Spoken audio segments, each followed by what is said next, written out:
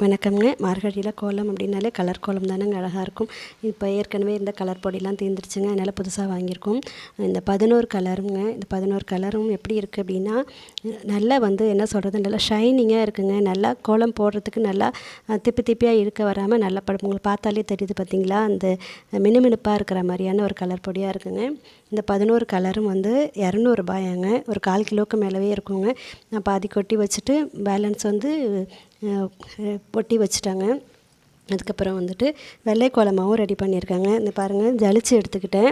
இப்போ இதோடய நம்ம போட்டோம்னா கோலம் நல்லா இருக்காதுங்க. ஜலிச்சோன்னா அந்த கொரப்பான பகுதியை தனியாக எடுத்துகிட்டு இதோடைய அரிசி மாவும் கலந்து இந்த வெள்ளை கோலமாகவும் ரெடி பண்ணிட்டோங்க.